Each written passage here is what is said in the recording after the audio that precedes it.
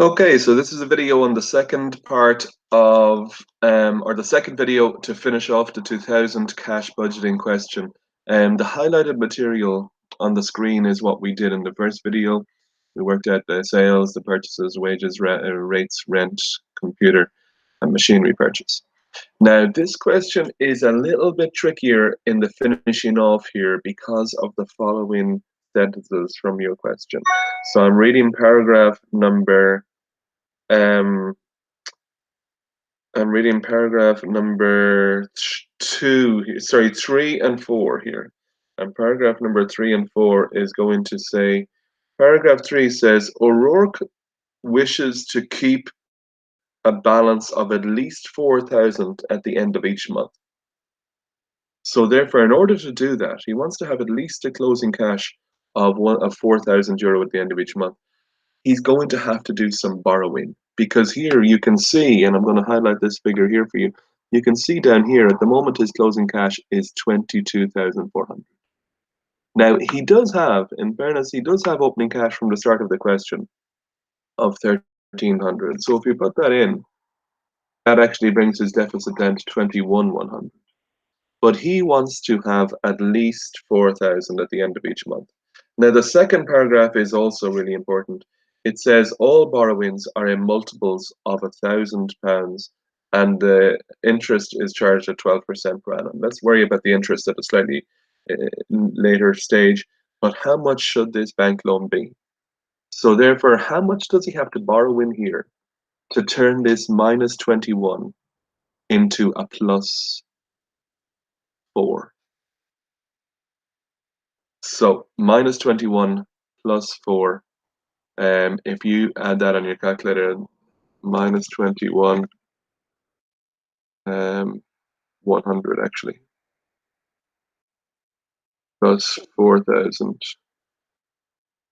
But of course, we need to go minus 4,000 here because we're trying to see how much is going to total.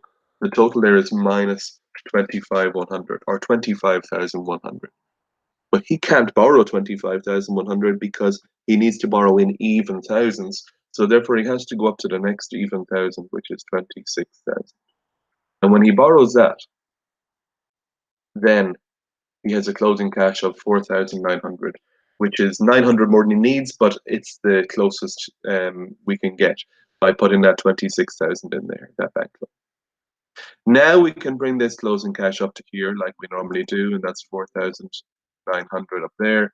And then we're going to see again, and actually we're in trouble here again, because here he has minus 1,500. But of course we know that he has to have at least plus 4,000. So how do we get that? Well, if we take our 1,500 and we add on 4,000, we know that that's going to translate into 5,500.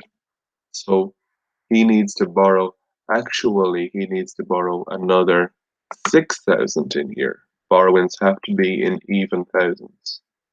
And that will give him 4,500 here. Now, then we are away because now we can go 4,500 up here, and that's 13,1, and that's okay. And then you bring that 13,1 up here, and then 17,000, and that's okay. 17,000 up here. But before we go too far, we need to pause here for a moment because we have to look at this up here where it says loan repayment and interest. Now, I'm going to bring you back to paragraph 12 in the question, and this is the last thing on this section. It says 1/4 of the money borrowed at the end of January, which is the 26,000, is to be repaid at the end of June, together with the interest to date on the repaid amount. So actually there is going to be a loan repayment in June, which is going to be 1/4 of this loan and any relevant interest.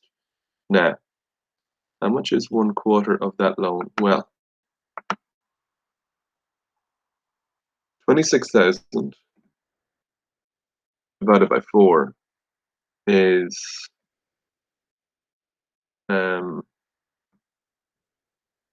6,500.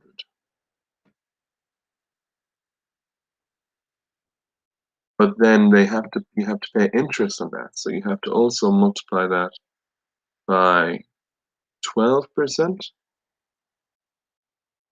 and then you need to multiply that by how many months? 5 over 12. Why 5 over 12?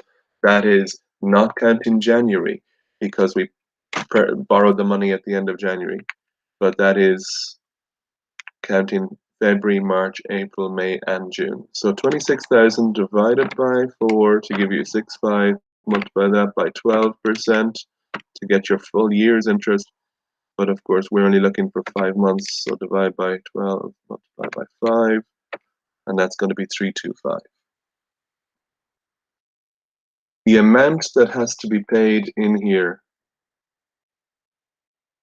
in your loan repayment is 6,825, which is your 6,500, the capital repayment, and your 325, which is the interest for the 5 months.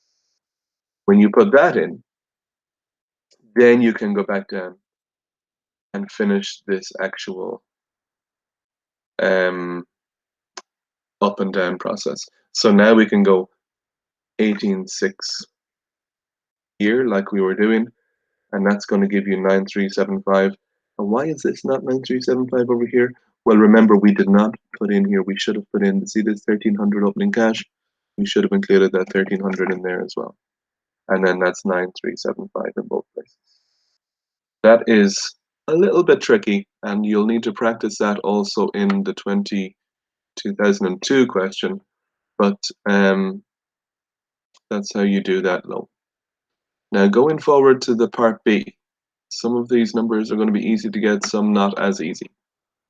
The sales number taken directly from the question, you just total the 6 months in the question. Don't take the July, because of course we're only doing this for June. The opening stock figure given in the question as our opening position, 31,500. The purchases number, you worked it out up here. Purchases was 75%. Let me just go back up to here. 75% across of the following month sales. There's your purchases. By the way, this is your closing stock, because this is the stuff that you purchased at the end. I'm just going to show you the months there.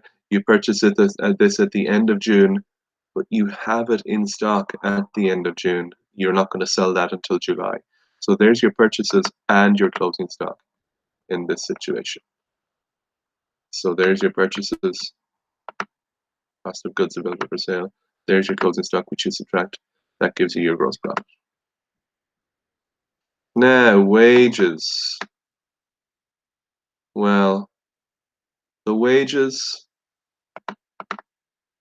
excuse me.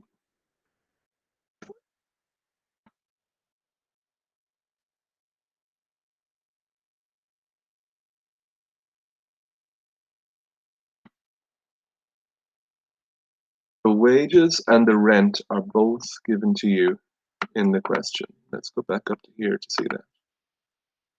There's our wages of 37,200. There's our rent of 9,000. Computer and machinery are purchase of fixed assets, so they'll be in the balance sheet. The rates, we're going to have to do an adjustment. I'm going to show you that next. But there's our wages, 37,200. There's our rent, 9,000.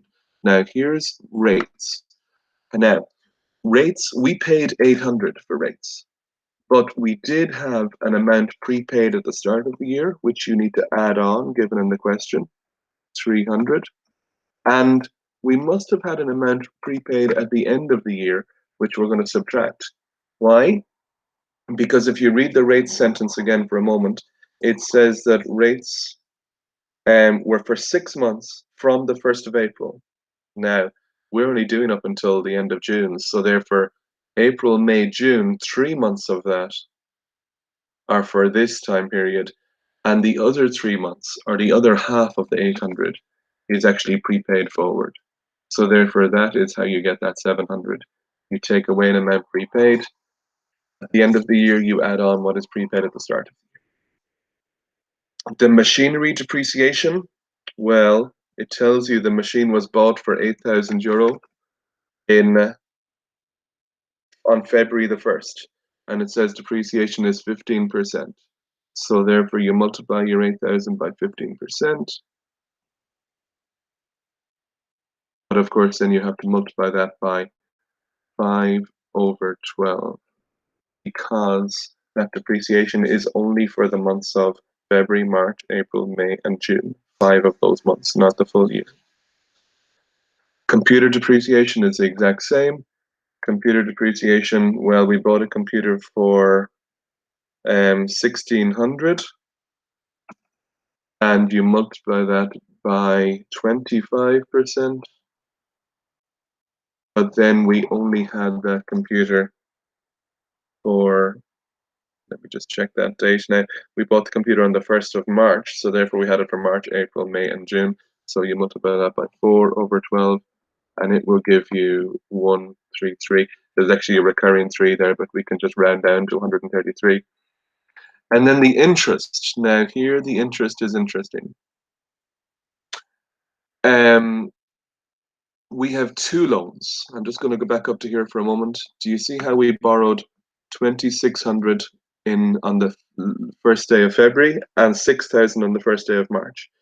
Even though we've only repaid some, the interest will be accruing on both loans. So therefore, we have to do the interest for both loans. So therefore, this interest is going to be 26,000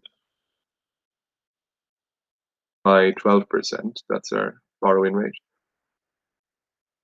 By 5/12, because we borrowed that at the end of January. And I think that's going to total you to 1,300. And then you are going to have 6,000, which is our second little loan we had to take out, by 12%. And we took that out at the 1 month later, so we took that out at the end of February, so we only have to pay interest on that by 4/12 for the remaining 4 months. And when you do that, you're going to get 240, and you can see that if you add the two of these together, 1,540 is the interest number we get up here. You add together all of your expenses to get 49,073, and you take that away from the above number to get your 23,427. That is the 2000 cash budget completed. 2002 is another one that you can practice, and I'll put up the answer for you on that.